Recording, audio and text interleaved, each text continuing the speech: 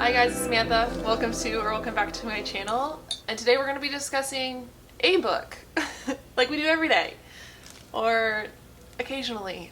This is going to be a reading vlog of A Little Life. So, if you can't tell, I've already read the book.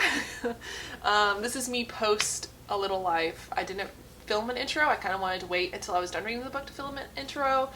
Just to kind of get an idea of what this vlog was going to be like, because this vlog could have turned out really traumatic for everybody, but it didn't, thankfully. Yeah, we're just going to be reading A Little Life. I'm going to go through each segment, kind of talk about each one. I really want to look at this book more as in an analytical point of view. I know that some people read this just for the clout, just to see like how they react to it. I could have done that, but I decided to kind of look a little bit more into this book. I've read some critiques of this book. I read some reviews of this book, both good and bad, and I just kind of wanted to discuss the book in itself as a literary device. So that's kind of what we're going to do. Also, this is going to be filled with spoilers. I try not to spoil you too much, so if you're interested in reading A Little Life and you've kind of heard about the trigger warnings and that you need to like look up stuff, this might be a good video for you to watch, because I do discuss the things that happen to characters, but I don't go into detail about like the actual events. So I'm not going to tell you who Jude ends up with. You have to figure that out on your own. And I'm not going to tell you what happens to all of the characters in this book, even though if you have watched other vlogs or if you've read any reviews, most people have a full breakdown about what happens to these characters. I'm not going to tell you what actually happens to them. But yeah, so grab something to drink. I don't know how long this vlog is going to be. I already filmed it, but it's still stuck on in the camera, so I don't know. And come along with me. It was fun to read this book. I liked being able to view it more as a analytical, looking at it through the viewpoint of like, I want to analyze these characters and what Anya as an author is doing, and less of just reading it for the fun of it. This isn't really a fun book to read, by the way. But yeah, so hang out with me and I will see you in the next clip. I'll see you pre-reading this book.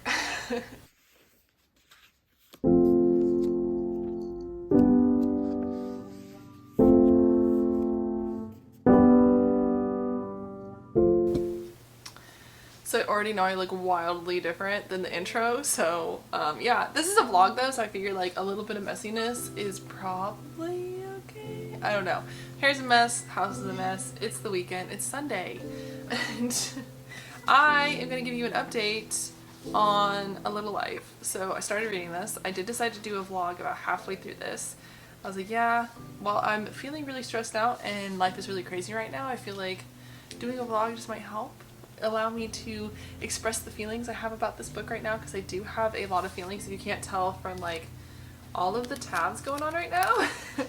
Let's just like dive right in. So this is the first 100 pages. This is the section called, let me pull it up, Lispenard Street. Initial takeaways is a very pretentious writing, but it matches like the dark academia vibes that you get from this book. And I use the term dark academia very loosely because this isn't an academic setting, this is post-academic. We have a very toxic friend group already, which is very intriguing because the book is supposed to be about an enduring, loving friendship, and I'm not getting that right now. And we already have a big trigger warning for self-harm. So, next 100 pages, not saying that I don't like it. So the other night, like I wanted to stay up all night and read this book. So I'm enjoying it still. I'm still enjoying it. And yeah, obviously, as you can tell, these are all like quotes. These are important moments. These are all moments of one specific character that I'm already feeling a lot of kinship with. And yeah, we're just going to keep moving on. We're going to keep chugging on. The next section is The Postman, which is a breakdown of one character specifically, a character being Jude, the one who has already kind of expressed a lot of trauma in his life. So I don't imagine that this is going to go very well for my emotional state. But here we are, the next 100 pages, and I will give you a check-in. All right, bye.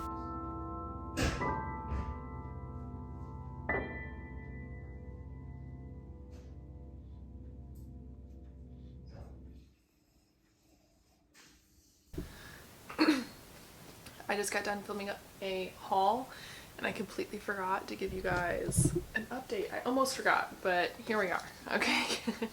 I am now currently 300 pages in. I meant to give you an update when I finished The Postman, but I kept reading. So this has become a very obsessive book to read. I have stayed up way too long reading this book. I've been thinking about this book way too much, but so far I'm still enjoying it. I'm going to talk a little bit about the postman section, which is like the second segment, I forget what you call them, like part to this whole book. Mostly the postman was about Jude. It was kind of explaining his past and giving you a perspective on like why he is the way he is today. And I think it made him a really, I would personally, as unrelatable as his trauma is, I think this sort of segment gives it more gives more ability to the reader to sympathize with him and to just understand where his personality comes from, like where his little tics come from and why he is the way he is generally. And it gives a little bit more insight to like his friendship. So his friends don't know what the reader knows, yet they treat him with just the same amount of respect that you would want a person to. As a reader, like that's how you would treat him as well, I think. William is another character. You can definitely tell that he is Jude's rock. Like he is Jude's person, even though I still have the same critique as in the first segment of this book, where when William realizes how bad Jude's issues are, he doesn't approach Jude. And I still have a little bit of that. I don't know, not resentment, but like I still feel like William could do better as a best friend. And maybe that's a little harsh, and maybe it's because I've never been in that position as William is, but I just think, and like it's addressed in this segment as well, because Andy, who is Jude's doctor, calls William and is like, why won't you do more? Like, why can't you do more? Like, please do more. And he tells him like, shouldn't you be doing more as well? Like, what are we all doing? Jude is just like dying and struggling and we can't do anything. And it's really emotional. I'm gonna cry just thinking about it. It's the ongoing issue of like, you can't force someone to get therapy. Like you can't force somebody to be better. And I think they both came to that realization, and it's nobody's fault, and that they're both doing the best that they can with Jude and trying to support him and be the best of friends that they possibly can, even though Jude is continuing to harm himself. And it's just really sad. There is one quote that I want to go over at the very end of this segment. And this one I think as well is where Anya starts to dive more into like the friendship aspects of her book. Like she's discussing more about like what friends mean, especially adult friends. And Jude has a child who he is tutoring right now, and he sees a lot of himself in this child because he doesn't have many friends. And Jude is having this discussion with him about how like when you get older you will find your people. And the quote goes, "They made me and make me into someone better than I really am. The only trick of friendship, I think, is to find people who are better than you are. Not smarter, not cooler, but kinder and more generous and more forgiving. And then to appreciate them for what they can teach you. And to try to listen to them when they tell you something about yourself, no matter how bad or good it might be. And to trust them, which is the hardest thing of all, but the best as well." Which was it's the end of the postman, and I think it's a really good ending for this section about Jude. And yeah, that's it was a lot. If you can't tell by my annotations, it was a lot. This is also where you see Jude gets adopted by Harold, which is really exciting.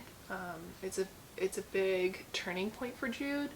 He starts to look forward to things. This is also where William leaves Jude to start his acting career, and that hurt a lot as well because Jude and William's relationship is so codependent on each other that Jude ends up spiraling, and it's really just sad.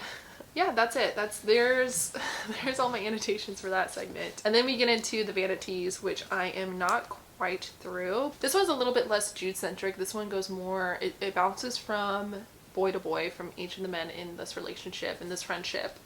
And it does have more discussions on friendship, about William and Jude's codependency. There's a lot more discussions on it. William and Jude, they have this, there's like this there's this really interesting point that Hanya brings up, and it's like, why they're both single, and all of their friends are like, why aren't you guys married? Why aren't you guys married? Shouldn't you guys be settling down? And William and Jude are like, why is it any different for us to be friends than for us to have settled down with somebody else? Like, just isn't it even better that we can have a friendship that isn't based on pleasure, based on physical attraction, money, children, property? Like, our friendship is just, it's a pure friendship, and like, why is that not valued as much as a relationship? And I found that really interesting. I have been really enjoying this. We also are getting a little bit more of JB. JB is the struggling artist of the group, and he has fallen into drugs. And we're gonna see how that carries out for him. But I'm about 20 pages from finishing the next chapter, which is Vanities. Like I said, it's about JB and William. And when I am done with that, I will check in with you guys again before starting the Axiom of Equality, which is the 4th segment. I feel like I'm just flying through this book. It's such a hard book to put down because I'm fully invested in all of these characters. Whatever happens to these characters, I'm invested in it. But yeah, I think that's it. I've given you guys a long enough rant, and I will see you guys later. Honestly, it's... Ooh, hold on. There we go. Honestly, it's way too early in the morning to be doing updates, but I wanted to give you an update before I started the next section because I've heard a lot about this next section. So I just got done reading the Axiom of Equality. The Axiom of Equality. It's a math term apparently, and it was exhausting. Like, it was just emotionally, just like this emotional roller coaster. Freaking exhausting. This is where you get more details about Jude and brother Luke and the abuse that he suffered at his hands. I guess I should like give you guys a little bit of a spoiler warning. I probably will in the intro. I knew what was going to happen because I personally had watched some more spoilery vlogs because I wanted to make sure that going in I wasn't going to like mentally screw myself up because I've heard so much about this book. So like, I feel like it was a little bit less impactful for me because I knew who was going to end up hurting Jude. So I was expecting it a little bit more, which I guess I would recommend maybe. Unless you want the full emotional impact of Jude just being absolutely destroyed, not only by people in his past, by people that he... in his future. Like, Jude at the beginning of this chapter is really happy. He's very content. He's coming to terms with a lot of stuff, and so he takes a chance on somebody, and it really ends up blowing up in his face and making him revert way back and relive a lot of trauma that he went through. So we, as the readers, get to see that as well. I think the big takeaway from this, and I kind of want to see this less as like talking about all of the trauma porn in this book and talk more about like what Anya was doing as far as analytically. Try to look at a more analytical perspective, because you can talk all day long about how like a lot of the things that happen to Jude are unnecessary, and they're just like, we could have gone without all of the paragraphs of descriptions of him self-harming himself and like all of the sexual assault that he goes through and the domestic abuse that he goes through. So like we could discuss that, but I want to discuss more of like why are we here? And I think that this chapter, my kids are awake, it's early in the morning, so I want to look at it a little bit more analytically, and I'd say that this chapter is really where you see Jude's friends come into play. So we saw in the other chapters like they were there, but they were kind of like in the peripheral. They really didn't know what to do with Jude. Say hi, Marcus. They didn't really know what to do with Jude. But this one you really see Jude's army come and support him. So Harold, Andy, William, even Malcolm and JB make a reappearance in this chapter because they see that Jude is crying for help, and he's really having a very, very, very, very, very hard time. So yeah, that's where we're at right now. It was exhausting, and I hear that the Happy Years, which is the next segment of this book, isn't any better. So we kind of left the Axiom of Equality with a little bit of a high note of Jude deciding that he's hopeful again. He wants to continue. I think he's recognized that these people are here and they're not going anywhere and they're going to help him and he can reach out, and he's trying to find ways to reach out through his trauma. And now we are just going to go through the happy years, which, like I said, I've already watched some spoilery vlogs just to protect my own mental health. So I know that this isn't going to be good. I just don't know how. I just don't know how it could get any worse. And I hear a lot of people say that, like, where are we going to go from here? Because we've really just experienced every sort of trauma with Jude. Okay, buddy. That's it. That's it. Can you say bye-bye? I see you in a little while after Mommy reads a really sad segment. Bye, guys.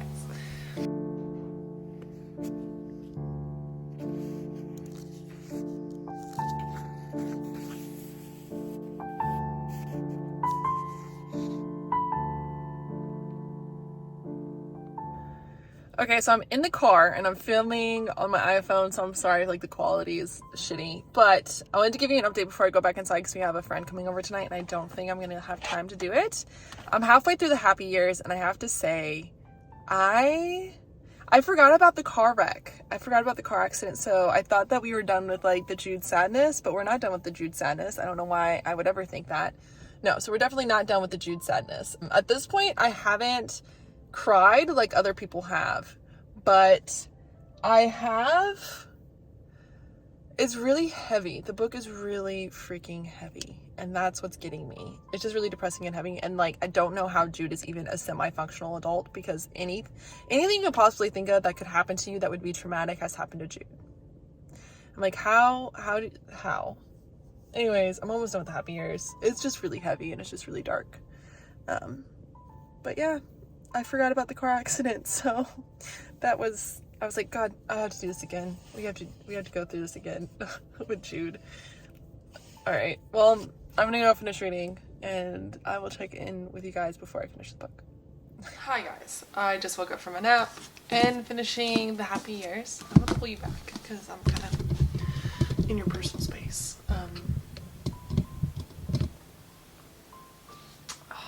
So the happy years. I just feel like maybe I'm not reading this book right. Maybe it's because I watched some spoilers, but like this book is really heavy, but I haven't cried yet. I've gotten emotional. There's been a couple emotional parts, definitely in this segment, but I haven't sobbed or cried yet. I still have another almost 100 pages. Yeah, I have another 100 pages to read before the end. I think this book is just really heavy, to be honest with you. That's what it feels like. But the happy years. Anyways, the happy years. So, like I said before, we hadn't gotten into the car crash yet. So you learn about the car accident, and it's absolutely horrific. It's sad, it's awful, and it's just like, it continues to just absolutely boggle my mind that had Jude even reached out once and asked for help, I think he would have received it, and I think his life would have gone differently. If one person would have been kind to him, I feel like his life would have been slightly different. And it's just really, it's really like, it's hard. It's like, it's deep. It's depressing when you think about it. But this chapter, you learn about the car accident, you learn about his legs, and then you find the conclusion to what happens to his legs in the end. They're now almost 50 by the end of the happy years, so you definitely are seeing like his entire adulthood pass by. This is where Jude finally finds his person, and all the tribulations that comes with finding his person and finding how to become a couple and have a relationship that's even semi-healthy, because Jude still has a lot of issues with being physically touched and physically with somebody. It's absolutely precious in so many freaking ways, this relationship. There's also like this really interesting thing. So earlier on in the book, right before Brother Luke's situation, where you find out that Jude was basically, Brother Luke was his pimp in the end. And so he goes through, when they first leave the monastery, Jude is sitting there and he's saying, I could be a baker, I could cut lawns, I could wash dishes, I could clean houses, he like goes through this list of things that he could have done besides sell himself. He isn't selling himself. Brother Luke is selling him.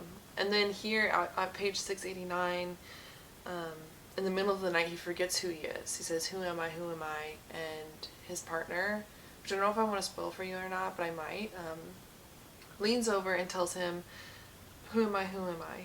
He says, you're Jude St. Francis. You're my oldest, dearest friend. You're a son of Harold and Julia. You're the friend of Malcolm, of John Baptiste, of Richard, of Andy, of Lucian, of Citizen, of Rhodes.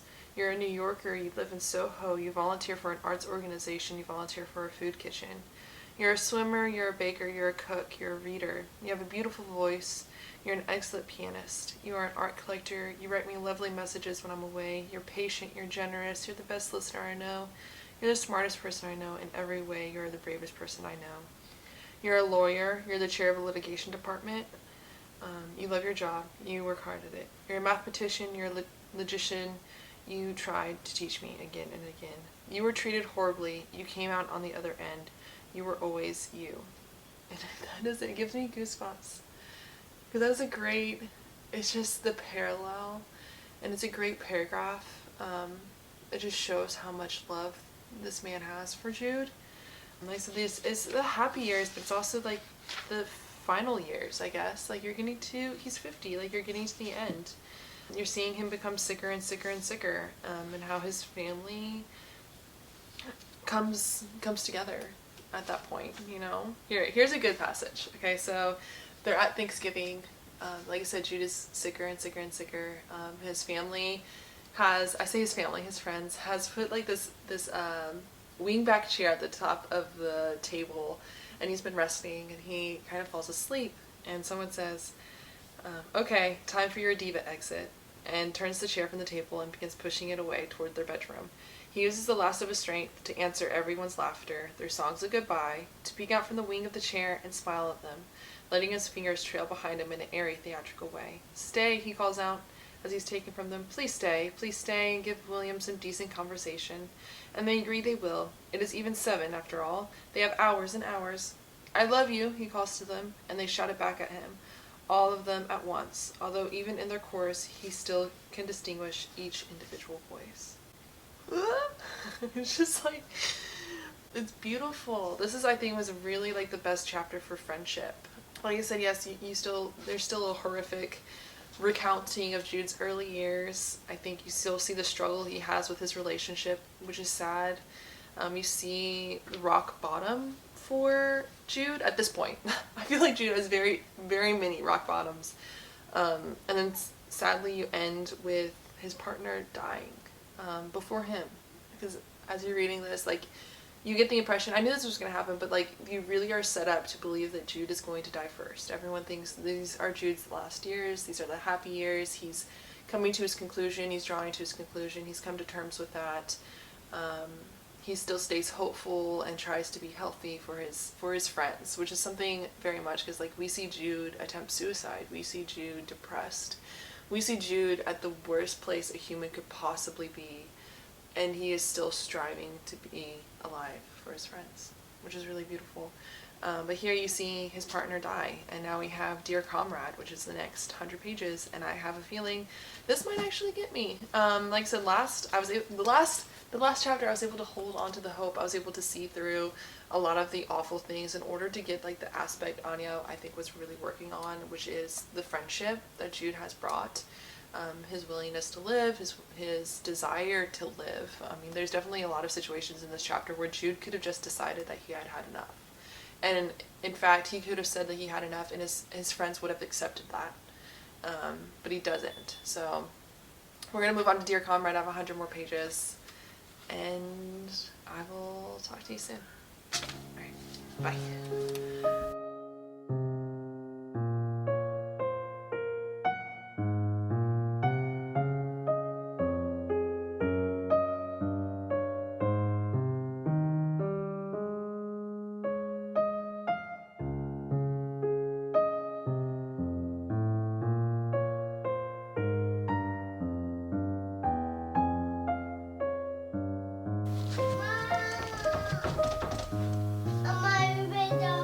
ready to go? You need help? Are you ready to go? No. Why don't you pick out a shirt? Go pick out a shirt. Okay, well you need a shirt.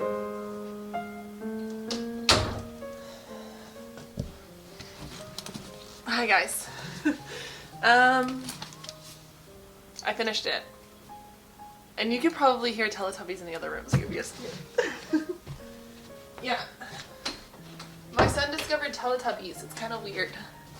I've never been a fan. I'm gonna move you back. Alright. So I finished the last 150 pages, which I think is technically Dear Comrade and also Lespenard Street. This is the end of the book, obviously. It's hard to talk about. I'm trying to think of like what to say, because it is the conclusion to a book where you went through 30 years of these men's lives. So it's difficult. We ended with the happy years with Jude's partner dying. So the end of the book is really just Jude coming to terms with his life, the bad things that happen in his life, not necessarily asking why, but wondering a lot of things, like contemplating a lot of different factors in his life and the people in his life. So as we've already seen throughout the book, Jude is always on the cusp of a suicide attempt. He's always on the cusp of just giving up. But it's his friends that kind of keep him there, that keep him grounded, that keep him continuing on. So this one you kind of see, in these two chapters you kind of see him questioning like, why was that? So you're getting a lot of like the conclusions of what Anya is trying to say about friendship. Jude now has no reason to live, but or feels like he has no reason to live, but he finds some way to do it. And you get to go through that process. You get to go through his process of grief, of trying to progress forward, of not succeeding in progressing forward, and coming to terms with changes in his life that he may not appreciate or may not be okay with. But yeah, it is sad. I did not cry, I did not stop hysterically like you see all the Goodreads reviews they talk about. It's very heavy, it's deep, it's sad, it is depressive. This whole book is depressive, so fair warning for that. It's a book that I think I'm going to think about a lot.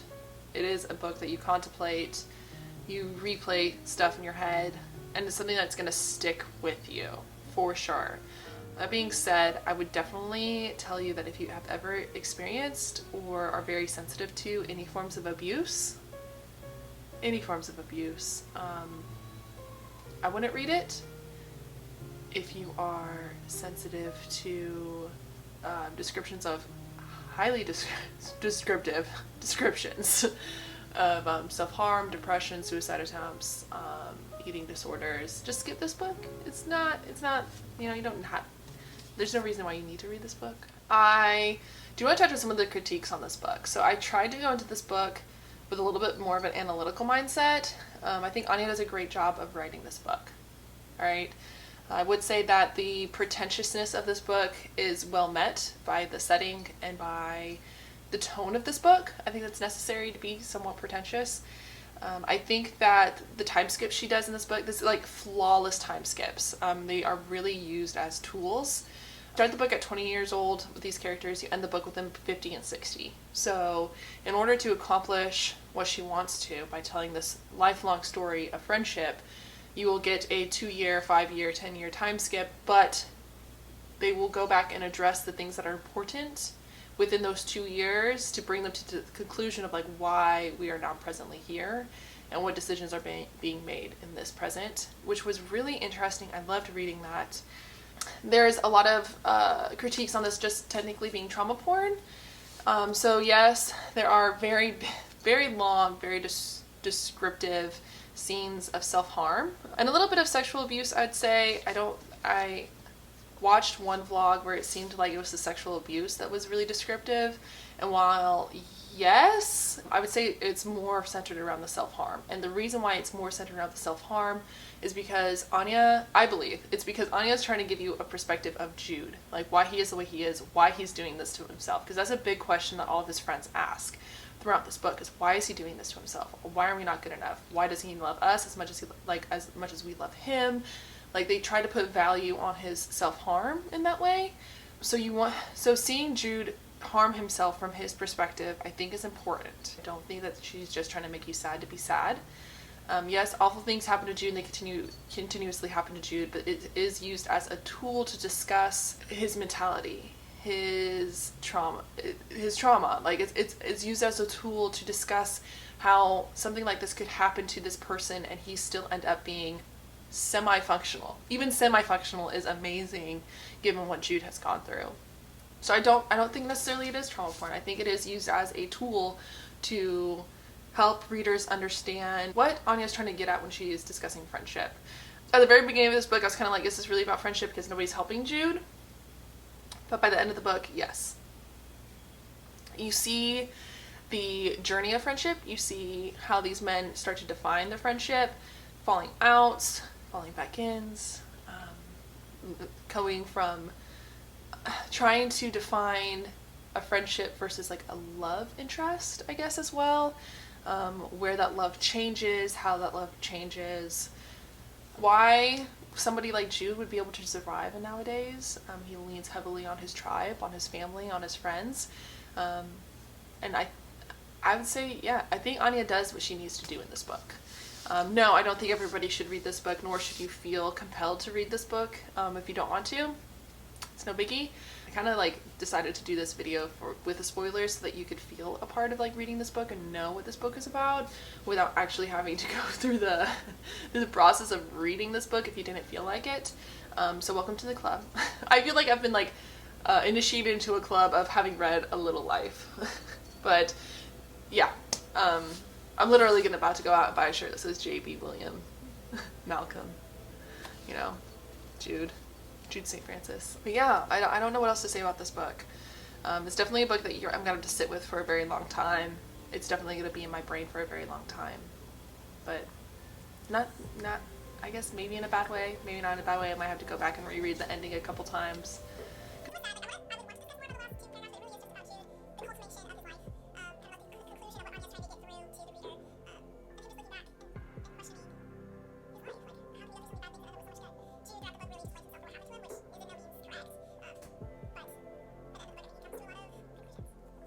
I don't know what else to say. It's the conclusions of this book. Alright, but anyways, thank you for hanging out with me and reading this book with me, or hopefully I gave you something. I don't know what. But anyways, since you've hung out this long, if you wouldn't mind hitting the subscribe button so we can hang out some more, I wouldn't be mad about it. Comment down below if you've read this book, what your thoughts are on Anya and her writing style, and like it, just like what you came out of this book with.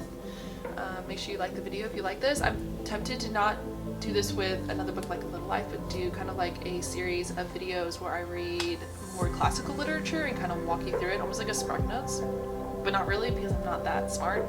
I shouldn't just say that. It's definitely not like going to be like Spark Notes, but if you like a reading vlog where I'm just discussing the book in different segments, go ahead and like the video, and yeah, I will see you guys next time. Thanks for hanging out with me. Thanks for reading this book with me. I love it. Alright.